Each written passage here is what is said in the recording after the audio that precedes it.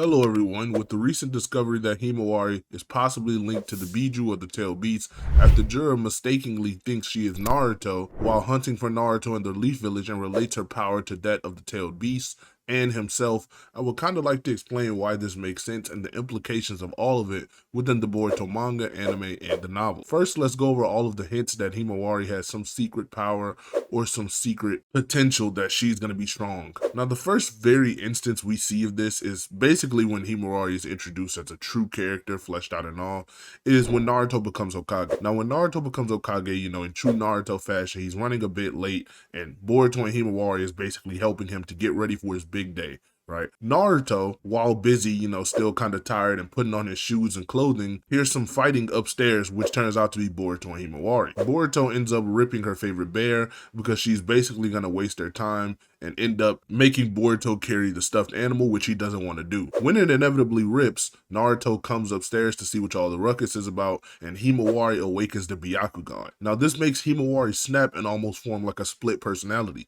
She's no longer happy, cheery, or even the sad that she was on her bear tour. She's more angry, offensive, and just ruthless. She instantly locks on to Boruto and goes to hit one of his chakra points, trying to knock him out. Naruto senses something is crazy, but even though he doesn't want to hurt his daughter, he still rushes over to kind of protect Boruto and see what's happening. This is while he's in base. He ends up taking the blunt force of the attack rather than Boruto, and him and Kurama basically get KO'd by Himawari. This is more touched on in the anime, but basically what happened here is Naruto gets knocked out for the rest of the day.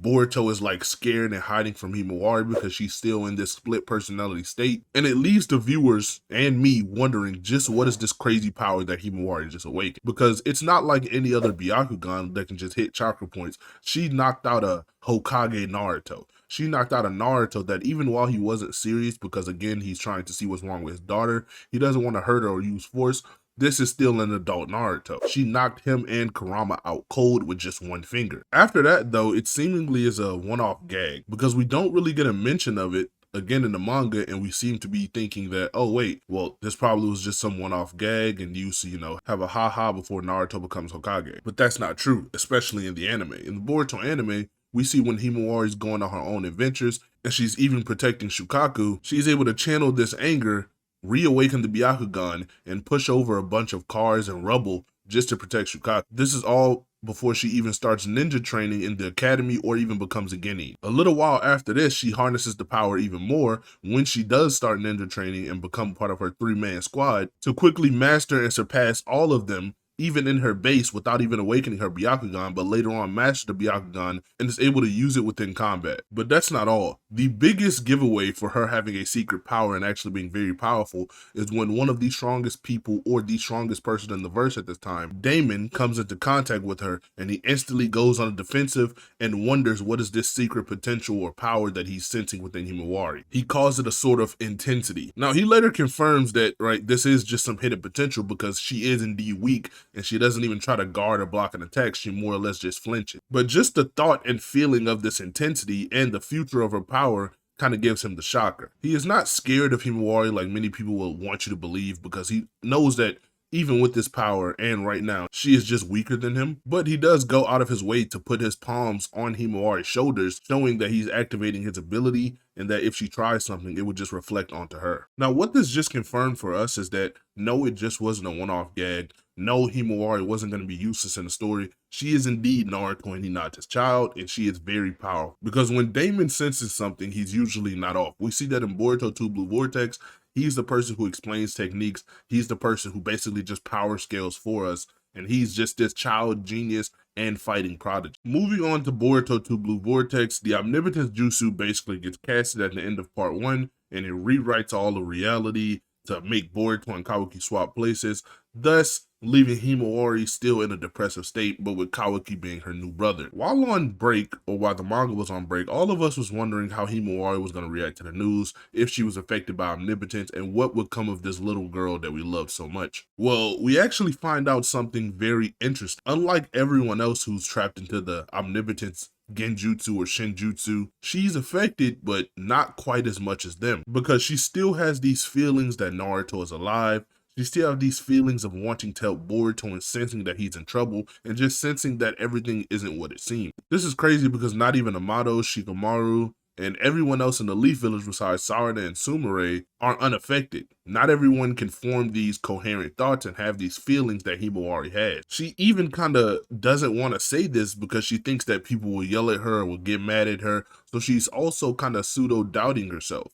But she's not doubting herself because the omnipotence Jutsu is forcing her to, like with everyone else. She's just doubting herself because she's a kid and she doesn't want to get yelled at and she doesn't want to be wrong. She doesn't have all of these answers, but her heart and soul is telling her that something just isn't right. Now, I'll kind of get into the theory range on why I think that Jura is after her and why I think that he kind of concluded that she had tail beast chakra and why I think that this special feeling that Damon felt is actually some tail beast chakra and pseudo Jinchuriki-S power. Because if you didn't know, in the most recent chapter of Boruto 2 Blue Vortex, Jura, while he's looking for Naruto, as you know that's his target, he's like, oh, I'm locking on to some tail beast chakra. I'm sensing something very similar to what I am. But when he makes it to her, he's kind of confused because of course she's a little girl and not a grown yellow-haired man. And he's like, oh, you know, it's kind of weird, but this is what brought me to you. Like, you have the tail beast chakra. And she's just standing there showing that, yes, it is Himawari who he locked on to. What I'm getting at is she is the pseudo Ten Tails Jinchuriki without the ghetto statue.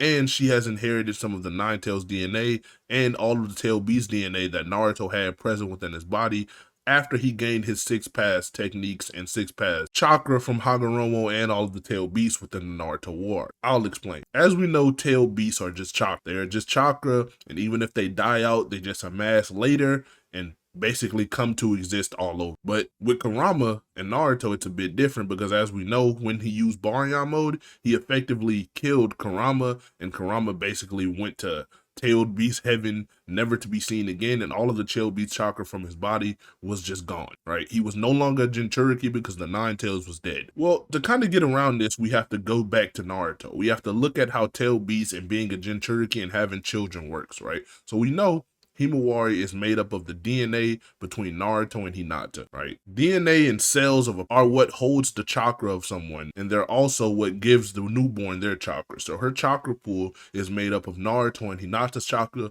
to create this fresh batch of chakra, effectively making something completely unique so she isn't a direct copy of her father and isn't a direct copy of her mother. What this means is, in one of the Naruto novels, it is said that Naruto genetically is very similar to Kurama, and Kurama's chakra and the tail beast chakra are basically bonded with him on a genetic level. We know this because when they were making the keto drugs and when they were making these tail beast drugs in this novel, they basically extracted it from Naruto's blood and Naruto's hair, meaning that they have fused on a genetic level. They are not one and the same, but they are very similar due to Kurama being trapped within Naruto for so long, and also due to all of the tail beast chakra being put within Naruto within the war arc, and him becoming this pseudo Ten Tails Jinchuriki, which is also just stated within this same novel and shown within the Boruto anime. He still is the meeting place for all of the tailed beasts. Even further evidence for all of this is when Kinkaku and Ginkaku got their whiskers and Kurama's chakra just by eating some of the flesh.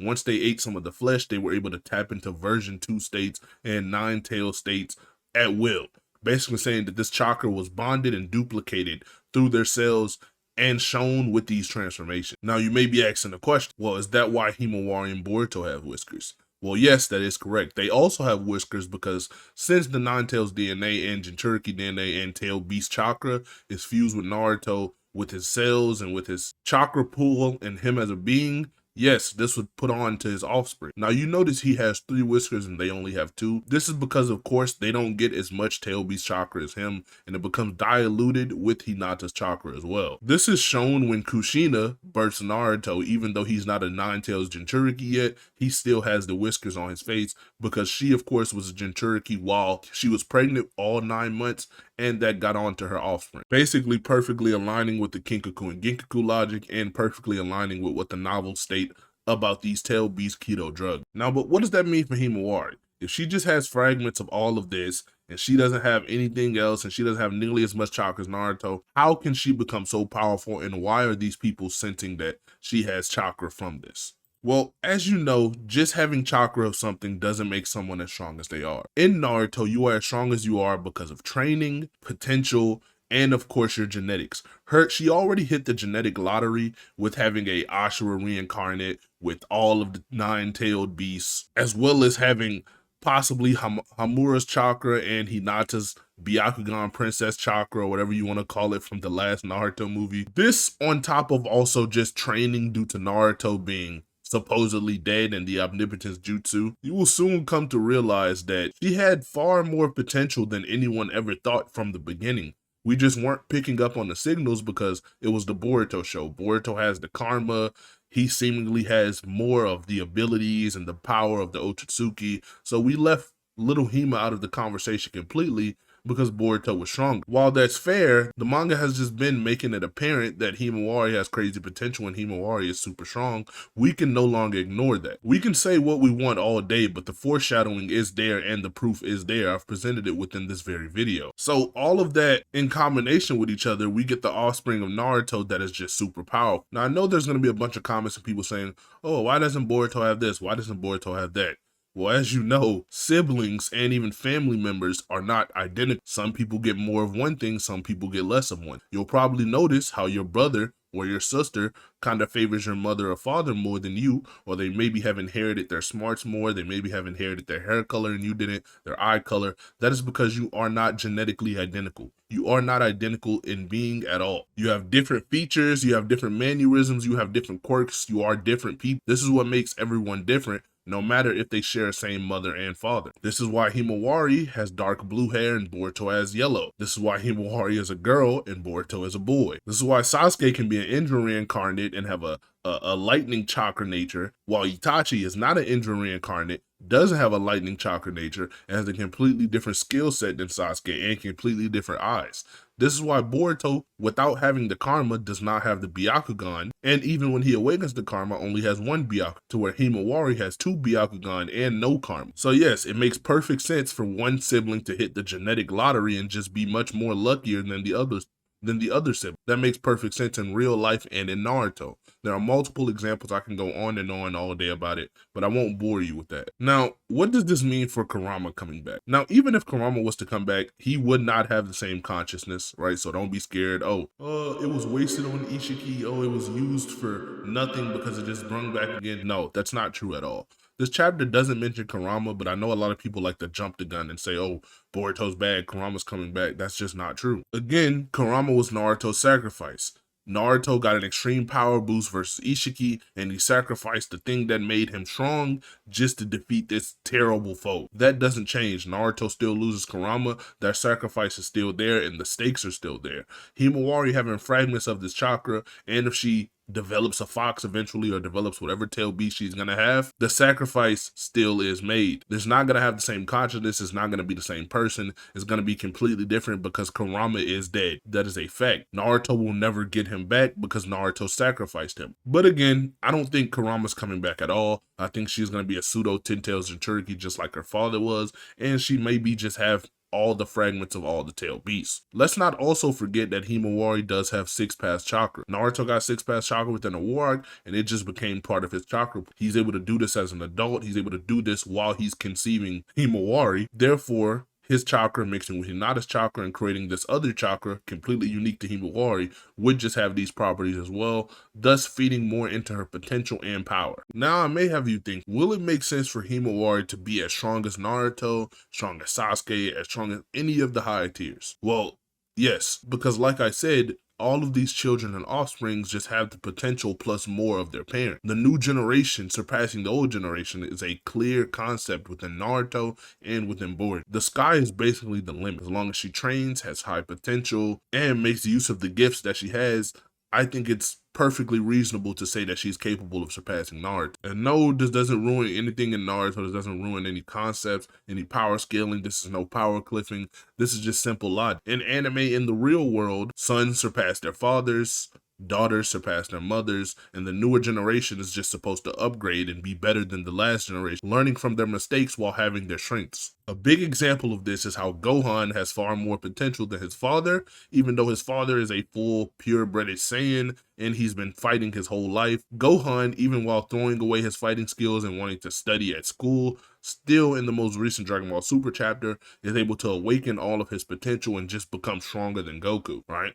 It's even stated half-breed Saiyans have more potential than full-bred Saiyans. They can go Super Saiyan more easier. This is because they have all of the gifts of Super Saiyans or Saiyans, and they also have all of the gifts of humans, thus making the conclusion far greater than the reactions. Now, to kind of end off in the theories in this video and what Himawari actually is, I would actually like to point to one of my friends, Tannis. He's on Twitter. You can go check him out. I'll link his stuff in the description. He made a great theory. I'll just read it out for you right here. He says, just to make my theory even more clear, Himawari is a Biju herself. Her entire chakra pool is that of a Biju chakra. The chakra is not Kurama's or any other beast. It isn't Shinjutsu. It isn't nature. It isn't human chakra. It's her own unique mutation of a Biju chakra inherited from Kurama's tailed beast essence through Naruto. He says it's just some X-Men stuff, not hard to grasp. Kurama's also not returning in his mind. She is a human Biju. That is his theory. Now, even though I gave my interpretation of the Himawari stuff, I also kind of messed with this theory because it goes along the lines of what Juro was saying, that, oh, this is a tailed beast. I'm sensing something that's much like myself in her or in Naruto. And this will also kind of feed into the how she inherited a bunch of the tailed beast energy from Naruto, much more than Boruto, that it made her basically a human Biju. I have no issue with this theory, and it also solves the problem of Kurama returning. Kurama doesn't return, Himawari is the Biju herself. If this is done well, and if this is extrapolated upon, this could be the perfect way to make her just as strong as everyone else and to make her super powerful without it being super complicated. Because I will admit, while I do think my reasoning makes sense, and I think my reasoning will be the one to make it, it is kind of quite confusing and takes them actually reading Naruto and Boruto, something they don't like to do. Whereas this one, yes, you need Naruto and Boruto knowledge, but it's just quick, straight to the point, and easy to understand and makes perfect sense. With that being said though, I am so glad Himawari is getting love. She actually has become and is becoming one of my favorite Boruto characters. She's actually a very cool kid, and I'm glad Naruto's other child is getting the love that Boruto is getting as well. With that being said, make sure to like, comment, subscribe, and goodbye.